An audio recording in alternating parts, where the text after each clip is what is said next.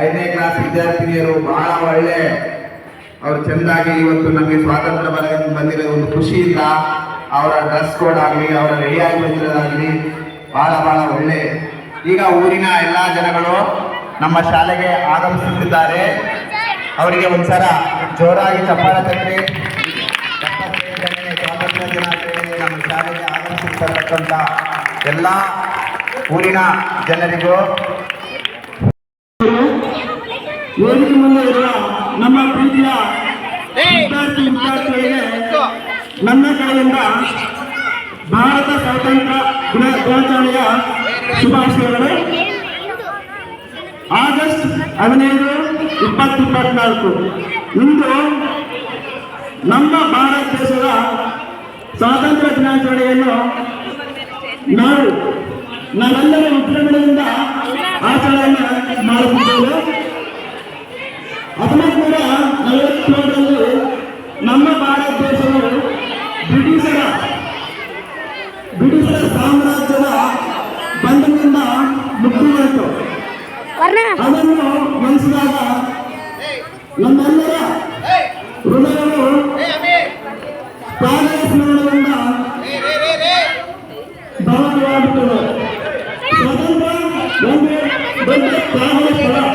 ಸ್ವಾತಂತ್ರ್ಯ ಒಂದು ದೊಡ್ಡ ತ್ಯಾಗದ ಫಲ.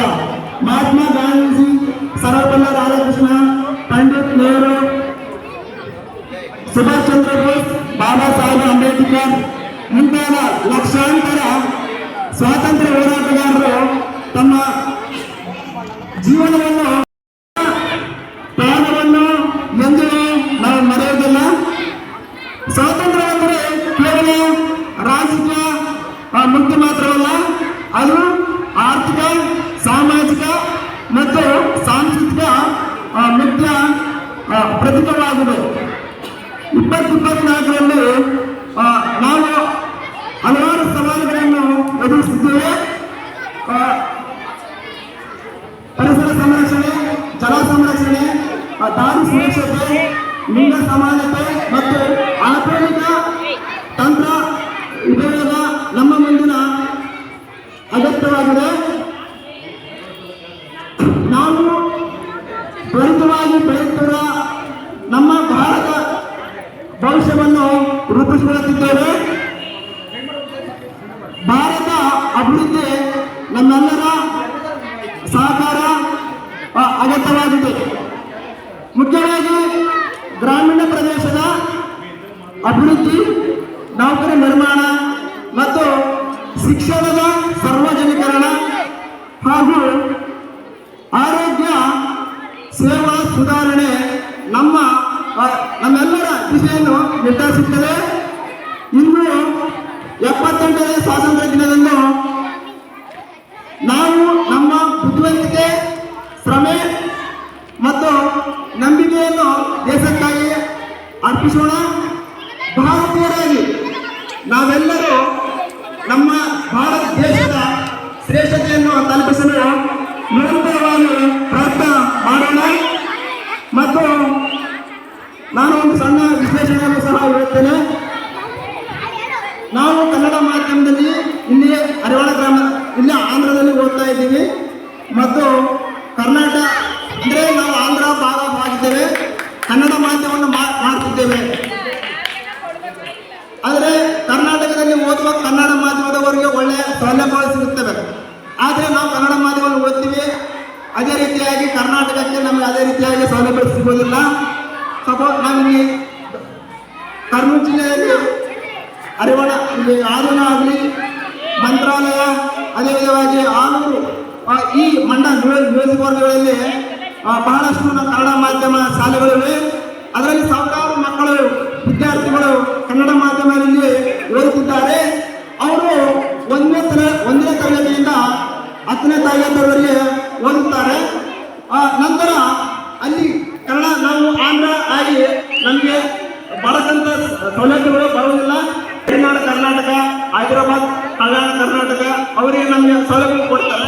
ಆದರೆ ಅದೇ ರೀತಿಯಾಗಿ ನಮ್ಮ ಡಿಮ್ಯಾಂಡ್ ಏನಂದರೆ, ಆಂಧ್ರದಲ್ಲಿ ನಾವು ಕನ್ನಡವನ್ನು ಓದುತ್ತಿದ್ದೀವಿ, ನಮಗೆ ಸಹ ಕನ್ನಡ ಮಾಧ್ಯಮದ ಓದುವವರಿಗೆ ನಮಗೆ ಸಹ ಅದೇ ರೀತಿಯಾಗಿ ಸೌಲಭ್ಯವನ್ನು ಕೊಡಬೇಕು.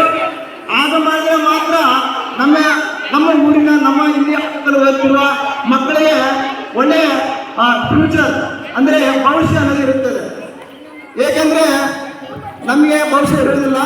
ಆದ ಕಾರಣ ಇಲ್ಲಿರುವಂತಹ ಆಧುನಿ ಆಗಲಿ, ಮಂತ್ರಾಲಯ, ಆಲೂರು, ಈ ನಿವೇಶ ಸಾವಿರಾರು ಮಕ್ಕಳು ಇರ್ತಾರೆ. ಮುಖ್ಯವಾಗಿ ಇಲ್ಲಿರುವಂತಹ ಶಿಕ್ಷಣದ ಉಪಾಧ್ಯಾಯರು, ಮುಖ್ಯೋಪಾಧ್ಯಾಯರು, ಗ್ರಾಮದ ಕಮಿಟಿ ಚೇರ್ಮನ್ ಆಗಲಿ ಅಥವಾ ನಮ್ಮ ಸಭ್ಯರು ಎಲ್ಲರೂ ಕುಳಿತುಕೊಂಡು ಒಂದು ಕಾರ್ಯಕ್ರಮ ಮಾಡಿ ಈ ಕಾರ್ಯಕ್ರಮ ಸೌಲಭ್ಯಗಳನ್ನು ನಾವು ಗಿಟ್ಟಿಸ್ಕೊಂಡ್ರೆ ನಮ್ಮ ಮಕ್ಕಳ ಅಭಿವೃದ್ಧಿ ಅನ್ನೋದು ಎಲ್ಲ ಸೌಲಭ್ಯಗಳು ದೊರೆಯುತ್ತವೆ. ನಾವು ತನಿಖಾರಾಗಿರ್ತೀವಿ, ನಮ್ಮ ಹತ್ರ ಹಣ ಇರುವುದಿಲ್ಲ. ನಾವು ಏನು ಮಾಡ್ತೀವಿ, ಕನ್ನಡ ಸ್ಕೂಲಲ್ಲಿ ಓದಿಸ್ತೀವಿ. ಅವ್ರಿಗೇನು ಸಣ್ಣ ಮಕ್ಕಳು ಅವ್ರಿಗೇನು ಗೊತ್ತಿರಲ್ಲ. ಅವರು ತಂದೆಯಿಂದ ಏನು ಹೇಳ್ತಾರೋ ಅವರನ್ನೇ ಅವರು ಕೇಳ್ತಾರ, ಶಾಲೆಯಲ್ಲಿ ಬರ್ತಾರೆ, ಊರಿಗೆ ಕೇಳ್ತಾರೆ. 10ನೇ ಕ್ಲಾಸ್ ಆದ ನಂತರ ಅವ್ರಿಗೆ ಗೊತ್ತಾಗುತ್ತೆ. ಕರ್ನಾಟಕ ರಾಷ್ಟ್ರ ಸರ್ಕಾರವು ಅವನ್ನು ಗುರುತಿಸಿ ನಮ್ಮ ಕನ್ನಡ ಮಾಧ್ಯಮಗಳನ್ನು ಅಭಿವೃದ್ಧಿಪಡಿಸಬೇಕು.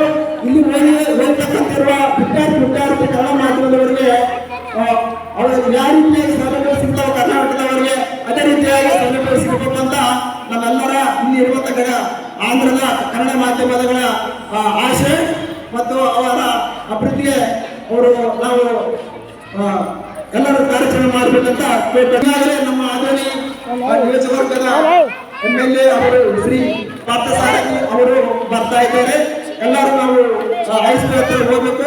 ಅದೇ ವಿಧವಾಗಿ ಇಲ್ಲಿರುವಂತಹ ಮುಖ್ಯೋಪಾಧ್ಯಾಯರು, ಅದೇ ವಿಧವಾಗಿ ಎಲ್ಲ ಶಿಕ್ಷಕರು, ಶಾಲೆಯ ವಿದ್ಯಾರ್ಥಿಗಳು ಕನ್ನಡ ಹೈಸ್ಕೂಲ್ ಹತ್ರ ಬರಬೇಕಾಗಿ ನಾನು ಕೇಳ್ಕೊಳ್ತೇನೆ. ಜೈ ಭಾರತ್, ಜೈ ಹಿಂದ್, ಜೈ ಜವಾನ್, ಜೈ ಕಿಸಾನ್. ಕನ್ನಡಾಂಬೆಗೆ ಜಯವಾಗಲಿ, ತೆಲುಗು ತಲೆಗೆ ಜಯಂ ಜಯಂ, ಜೈ ಹಿಂದ್. ನೋಡಿ, ಯಾವತ್ತೂ ಕೇಳುವಾಗ ಯಾರೂ ಇರಲ್ಲ, ಆದ್ರೆ ನಾವು